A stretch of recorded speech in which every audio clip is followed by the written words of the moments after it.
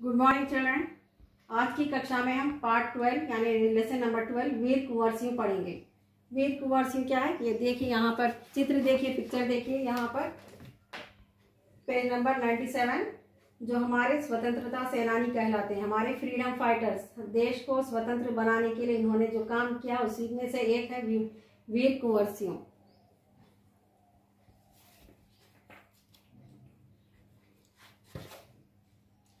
इसकी लेखिका कौन है? सुभद्रा कुमारी चौहान है। तो देखिए आपने सुभद्रा कुमारी चौहान की कविता झांसी की रानी छठी कक्षा में पढ़ी होगी। आप लोग कविता झांसी की रानी जो पढ़ी थी वो सुभद्रा कुमारी चौहान की लिखी गई कविता है, जो आप 6th क्लास में इस कविता को पढ़ी थे।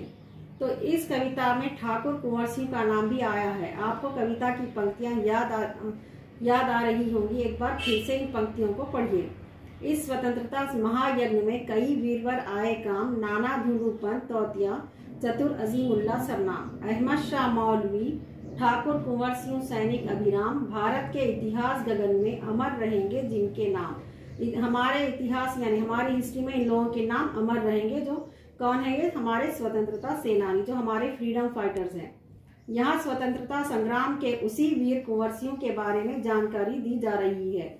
वीर कुंवर सिंह, यहाँ पर वीर कुंवर सिंह का चित्र देखिए आप लोग, ये है वीर कुंवर सिंह। इन्हीं के बारे में इसमें जानकारी दी गई है। सन 1857 के व्यापक सशस्त्र 1857 यानी 1857 व्यापक सशस्त्र विद्रोह ने भारत में ब्रिटिश शासन की जड़ों को हिला दिया। यानी जो आंदोलन जो किया गया उसका शासन की जड़ों को, उनके रूल को हिला दिया गया। भारत में ब्रिटिश शासन की यानी अंग्रेज जो हमारे ब्रिटिश रूलर जो थे, जिस दमन नीति को आरंभ किया था उसके विरुद्ध यानी उसके अगेंस्ट, उसके खिलाफ, विरुद्ध का क्या है यहाँ पर?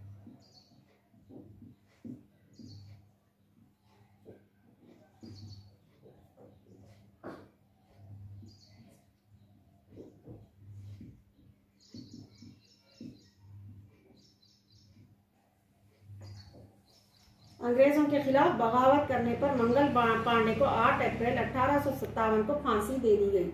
10 मई 1857 को मेरठ में भारतीय सैनिकों ने ब्रिटिश अधिकारियों के विरुद्ध आंदोलन किया।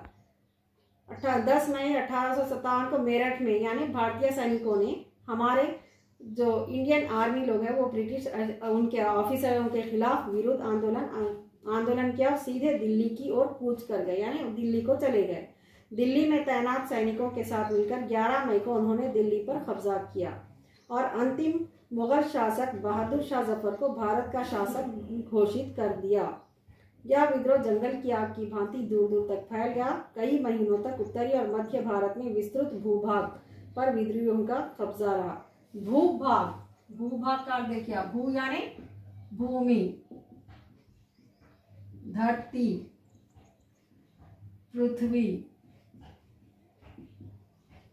जमीन, ये सारे पर्यायी है। देखिए आप, शब्द अलग अलग है लेकिन इनका अर्थ समान है। तो ये क्या है? 11 मई को उन्होंने दिल्ली पर कब्जा कर लिया और अंतिम मुगल यानी लास्ट जो मुगल एम्परर में से कौन थे? लास्ट वन बहादुर शाह जफर को भारत का शासक घोषित कर दिया, यानी अनाउंस कर दिया गया। यह विद्रोह जंगल की आग की तरह फैलता गया और दूर दूर तक कई महीनों तक इसका असर रहा। विद्रोह का कब्जा रहा। दिल्ली के अतिरिक्त यानी अलग अलग यहाँ पर जहाँ अत्यधिक यानी सबसे ज्यादा भीषण जहाँ युद्ध हुआ वे केंद्र थे, यानी केंद्र यानी सेंटर। केंद्र का अर्थ क्या है? सेंटर।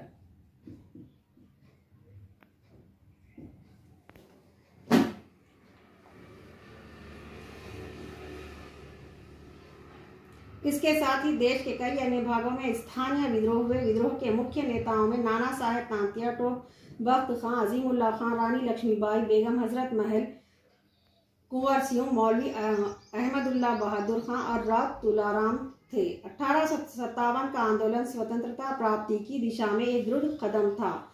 यानी हमारे देश को आज़ाद कराने के लिए जो कोशिश की जा रही थी उस दिशा में एक दृढ़ कदम यानी बहुत ही स्ट्रांग स्टेप थे वो। आगे चलकर जिस राष्ट्रीय एकता और आंदोलन की नींव पड़ी उसकी आधार भूमि को निर्मित करने का काम 1857 के आंदोलन ने किया।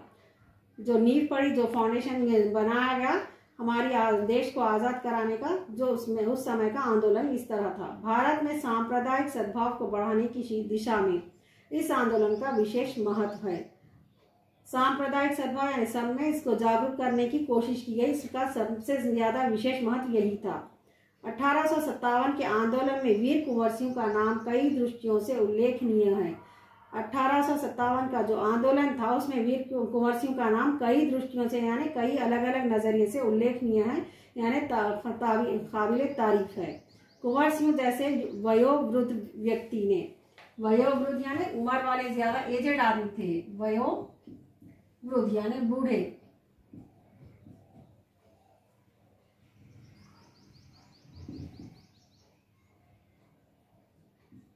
यानी इतने बूढ़े उम्र वाले होने के बाद भी ब्रिटिश शासन के खिलाफ बहादुरी के साथ युद्ध किया।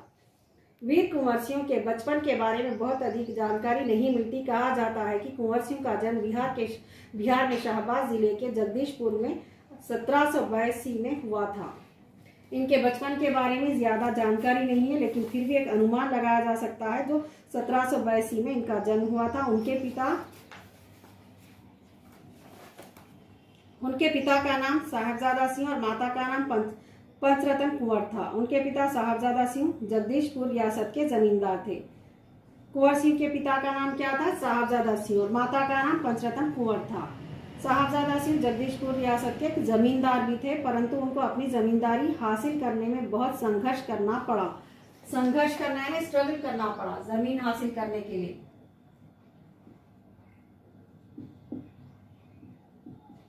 संघर्ष यानी स्ट्रगल। कुंवर सिंह के पिता जमींदार थे, लेकिन वो जमीन लोगों ने ले ली थी, उसे हासिल करने के लिए उसके संघर्ष करना पड़ा था। तो इस तरह क्या है देखिए आगे आप, पारिवारिक उलझनों के कारण यानी जो फैमिली प्रॉब्लम्स थे उसके कारण वो रीजन ये था कि कुंवर सिंह के पिता बचपन में उनकी ठीक से देखभाल नहीं कर सके।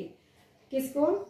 कुंवर सिंह के पिता बचपन में जो थे, बचपन में इनको सही ठीक ठाक से देखभाल नहीं कर सके। क्योंकि क्या रीजन था, क्या कारण था? क्योंकि उनके कुछ फैमिली प्रॉब्लम्स थे जो उसे ठीक से नहीं कर सके। कुंवर सिंह के पिता वीर होने के साथ साथ स्वाभिमानी एवं उदार स्वभाव के व्यक्ति थे।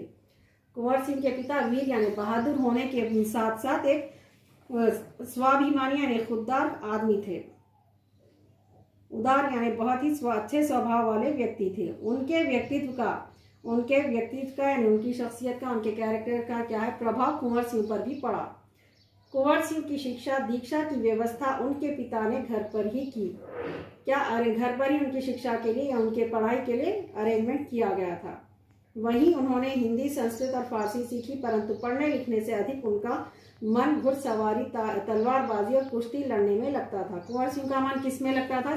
पढ़ाई से ज्यादा उन्हें तलवारबाजी में, कुश्ती करने में, इन चीजों में उनका मन लगता था। वीर कुंवर सिंह ने अपने पिता की मृत्यु के बाद सन 1827 में अपनी रियासत की जिम्मेदारी संभाली। अपने पिता की मृत्यु के साथ ही उन्होंने अपनी जिम्मेदारी अपनी रियासत को संभाल ली। उन दिनों ब्रिटिश हुकूमत का अत्याचार यानी जुल्म बहुत चल रहा था, चरम सीमा पर यानी बहुत ऊंचाई पर था। इससे लोगों में ब्रिटिश हुकूमत के खिलाफ भयंकर असंतोष उत्पन्न हो रहा था। ब्रिटिश हुकूमत के खिलाफ लोगों में भयंकर असंतोष यानी बहुत ज्यादा बुराई आ गई थी, लोगों के मन में उत्पन्न हो रहा था यानी पैदा हो रहा था। कृषि उद्योग और व्यापार का तो बहुत ही बुरा हाल था। व्यापार यानी बिजनेस, कृषि उद्योग यानी किसानों से रिलेटेड। रजवाड़ों के राज दरबार भी समाप्त हो गए थे, जो राज दरबार होते थे वो भी खत्म कर दिए गए थे। भारतीयों को अपने ही देश में महत्वपूर्ण और ऊंची नौकरियों से वंचित कर दिया गया था। यहीं के अपने देश में अपने जो इंडियंस थे उन्हीं को अपने ही देश के वासियों को उनके ऊंचे पोस्ट या ऊंची नौकरियों से वंचित कर दिया, निकाल दिया गया था, टर्मिनेट कर दिया गया था। इससे ब्रिटिश सत्ता के विरुद्ध देशव्यापी संघर्ष की स्थिति बन गई थी।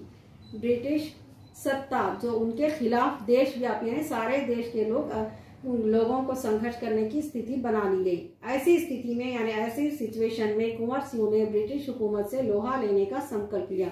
लोहा लेने क्या है? उनसे मुकाबला करना, उनसे बदला लेना। लोहा लेना तो लोहा मीन्स क्या? लोहा लेते जाकर वहां पर बदला लेना।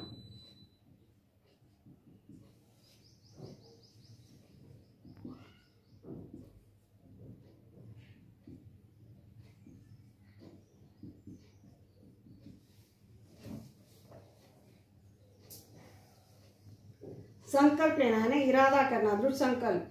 जगदीशपुर के जंगलों में बसूरिया बाबा नाम के एक सिद्ध संत रहते थे। जंगल में कौन रहते थे? बसूरिया बाबा के नाम से सिद्ध संत यानी साधु महात्मा, सेज संत यानी साधु, संत भी कहते हैं इसको, साधु।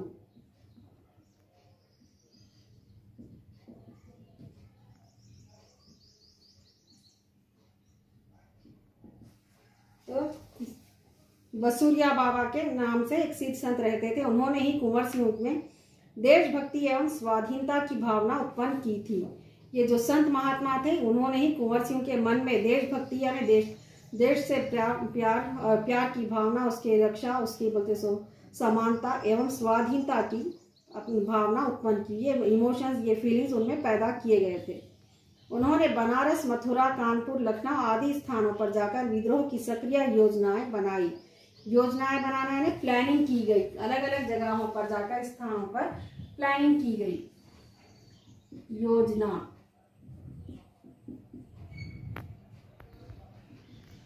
प्लानिंग करना।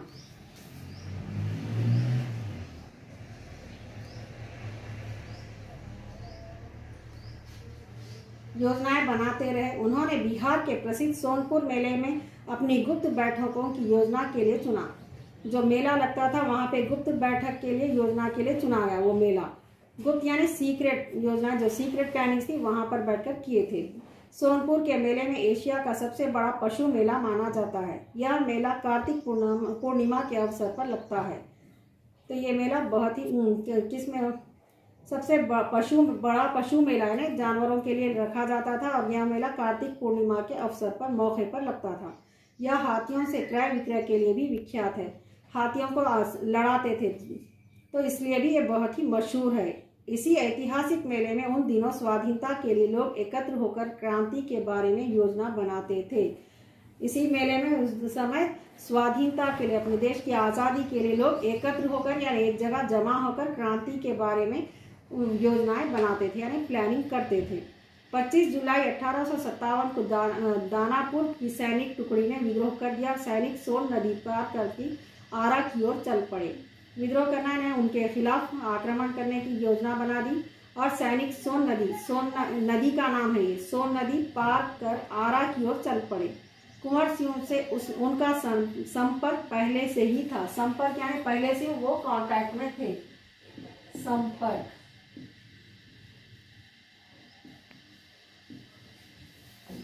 सोन नदी पार करके वो आरा की ओर चले और कुंवर सिंह से उनका संपर्क पहले से ही था। जहाँ आरा की ओर चल रहे थे वहां के लोगों से कुंवर सिंह का संपर्क यानी उनसे पहले से ही ये कांटेक्ट में थे। इस मुक्ति वाहिनी के सभी बागी सैनिकों ने कुंवर सिंह का जय घोष करते हुए आरा पहुंचकर जेल की सलाखें तोड़ दी और कैदियों को आज़ाद कर दिया। जो ये लोग वहाँ के ब्रिटिश रूरल्स जो थे, अंग्रेज हमारे ब्रिटिशर्स जो अपने लोगों को कैदी बनाकर रखे थे, उन्हें आज़ाद कर दिया गया। ये लोग जाकर 27 जुलाई 1857 को कुंवर सिंह ने आरा पर विजय प्राप्त यानी उसमें सफलता पाई। आरा जो एक जिला है उस पर ये विजय पाई।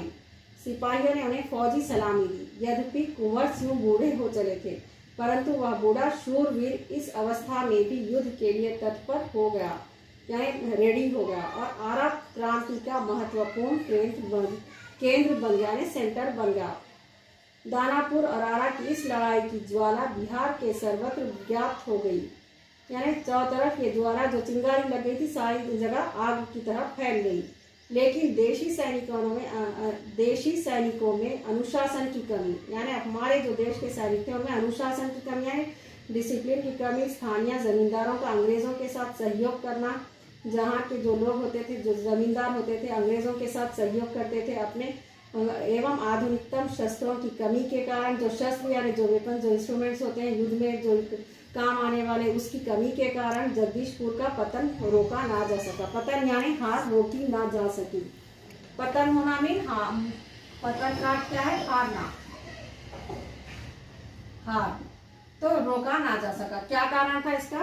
क्योंकि उनके पास लड़ाई के लिए जो इंस्ट्रूमेंट्स होने थे वो कमी थी। अपने जमींदार लोग जो थे वो अंग्रेजों का उनको अंग्रेज़ों का सहयोग करने लगे। इसी कारण से उन लोगों में अनुशासन की भी कमी थी, यानी डिसिप्लिन नहीं था। इस कारण से जगदीशपुर को हारना पड़ा।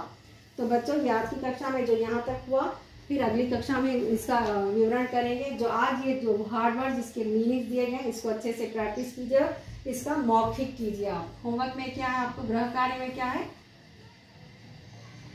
रीडिंग है। यहाँ पर रीडिंग मस्त है, अच्छे से प्रैक्टिस कीजिए, रीडिंग भी कीजिए, लेसन पूरा कंप्लीट कीजिए। तो आज की कक्षा यहीं समाप्त होती है। धन्यवाद।